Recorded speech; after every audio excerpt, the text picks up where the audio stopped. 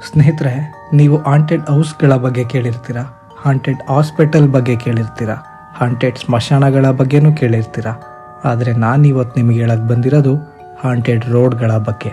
ಅದು ನಮ್ಮ ಬೆಂಗಳೂರಿನಲ್ಲಿನ ನಿಜವಾದ ಹಾಂಟೆಡ್ ರೋಡ್ಗಳ ರಿಯಲ್ ಕಥೆಯೊಂದಿಗೆ.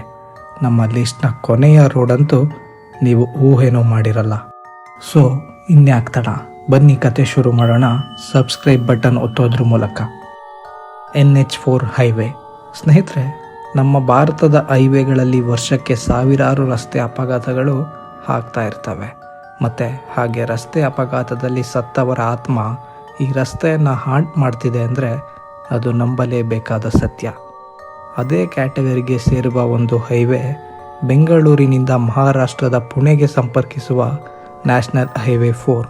ಮತ್ತು ರಸ್ತೆನ ಹಾಂಟ್ ಮಾಡ್ತಿರೋದು ಒಂದು ಯುವತಿಯ ಆತ್ಮ. ನ್ಯಾಷನಲ್ ಹೈವೇ ಆದ್ದರಿಂದ ಈ ರಸ್ತೆಯಲ್ಲಿ ದಿನ ಸಾವಿರಾರು ಗಾಡಿಗಳು ಓಡಾಡ್ತಾ ಇರ್ತವೆ.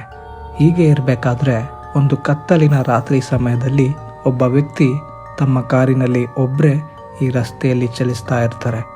ರಸ್ತೆ ಖಾಲಿ ಇದ್ದಿದ್ದರಿಂದ ಸ್ವಲ್ಪ ವೇಗವಾಗಿ ಹೋಗ್ತಿರ್ತಾರೆ. ಮತ್ತು ದೂರದಲ್ಲಿ ಒಂದು ಯುವತಿ ಲಿಫ್ಟ್ಗಾಗಿ ಕೈ ಅಡ್ಡ ಹಾಕಿ ನಿಂತಿರೋದನ್ನು ಗಮನಿಸ್ತಾರೆ. ಮತ್ತು ಈ ನಡು ರಾತ್ರಿಯಲ್ಲಿ ಒಬ್ಬರೇ ನಿಂತಿದ್ದಾರೆ ಅಂದರೆ ಏನೋ ತೊಂದರೆ ಆಗಿರ್ಬೋದು ಅಂತ ಯೋಚಿಸ್ತಾ ಆಕೆಯ ಬಳಿಗೆ ಕಾರು ಬರ್ತಿದ್ದಂತೆ ಸಹಾಯ ಮಾಡಲಿಕ್ಕಾಗಿ ನಿಲ್ಲಿಸ್ತಾರೆ. ಆದರೆ ಕಾರು ನಿಲ್ತಿದ್ದಂತೆ ಆ ಯುವತಿ ಅಲ್ಲಿಂದ ಮಾಯ ಆಗೋಗ್ತಾಳೆ.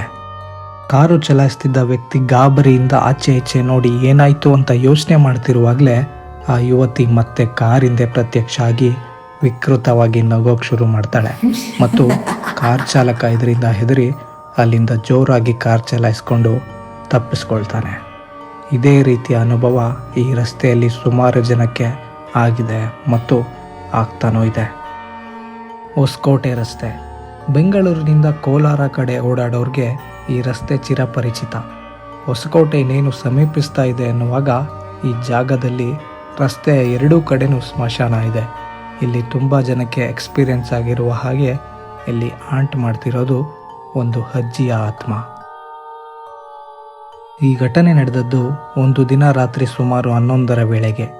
ವೃತ್ತಿಯಲ್ಲಿ ಆಟೋ ಡ್ರೈವರ್ ಆಗಿದ್ದ ಸುರೇಶ್ ಎಂಬ ವ್ಯಕ್ತಿ ಪ್ರತಿದಿನ ದುಡಿಮೆಗಾಗಿ ಸಿಟಿಗೆ ಆಟೋ ಓಡಿಸ್ಲಿಕ್ಕೆ ಬರ್ತಿರ್ತಾರೆ ಮತ್ತು ರಾತ್ರಿ ಸುಮಾರು 10 ಗಂಟೆಗೆ ಮನೆಗೆ ವಾಪಸ್ ಆಗ್ತಿರ್ತಾರೆ. ಆದರೆ ಒಂದು ದಿನ ರಾತ್ರಿ ಯಾವುದೋ ಕಾರಣದಿಂದ ಸ್ವಲ್ಪ ಲೇಟ್ ಆಗೋಗುತ್ತೆ. ಸೊ ಮನೆಗೆ ವಾಪಸ್ ಹೋಗೋದಕ್ಕೆ ತಮ್ಮ ಪ್ರತಿನಿತ್ಯದ ರಸ್ತೆ ಬಿಟ್ಟು ಶಾರ್ಟ್ಕಟ್ ತಗೊತಾರೆ. ಅದೇ ರಸ್ತೆಯಲ್ಲಿ ಎರಡೂ ಬದಿಯಲ್ಲೂ ಸ್ಮಶಾನ ಇರುತ್ತೆ.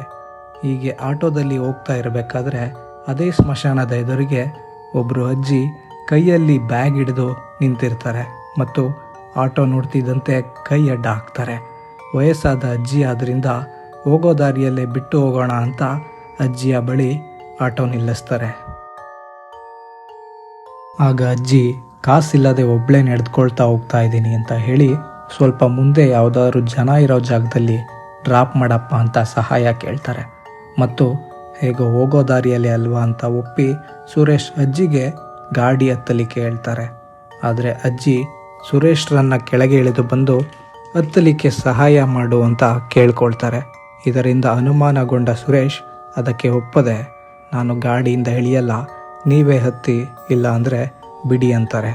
ಆಗ ಅಜ್ಜಿ ಇದ್ದಕ್ಕಿದ್ದಂತೆ ನಗೋಕ್ಕೆ ಶುರು ಮಾಡ್ತಾರೆ ಮತ್ತು ಹೇಳ್ತಾರೆ, ಅದೃಷ್ಟವಂತ ನೀನು, ಬದುಕೊಂಬಿಟ್ಟೆ. ಗಾಡಿಯಿಂದ ಕೆಳಗೆ ಇಳಿದು ಬಂದಿದ್ರೆ ನನ್ನ ಕೈಯಿಂದ ಸಾಯ್ತಿದ್ದೆ.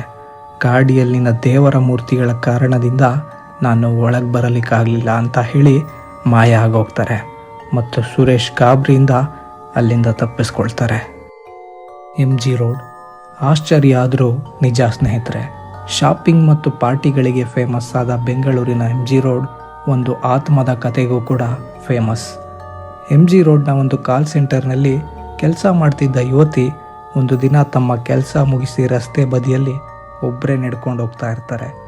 ಆಗ ಇದ್ದಕ್ಕಿದ್ದಂತೆ ಇದ್ದೇ ಇದ್ದ ರಭಸವಾಗಿ ಬಂದಂಥ ಕಾರ್ ಅವರ ಮೇಲೆ ಹತ್ತಿ ಹೋಗುತ್ತೆ ಮತ್ತು ಆ ಯುವತಿ ಸಹಾಯಕ್ಕಾಗಿ ಕಿರ್ಚಾಡ್ತಿದ್ರು ಕೂಡ ಕುಡಿದ ಅಮಲಿನಲ್ಲಿದ್ದ ಕಾರ್ ಚಾಲಕ ಕಾರ್ ನಿಲ್ಲಿಸದೆ ಅಲ್ಲಿಂದ ಪರಾರಿ ಆಗ್ತಾನೆ ಮತ್ತು ಯುವತಿ ರಸ್ತೆಯಲ್ಲೇ ತಮ್ಮ ಪ್ರಾಣ ಬಿಡ್ತಾರೆ.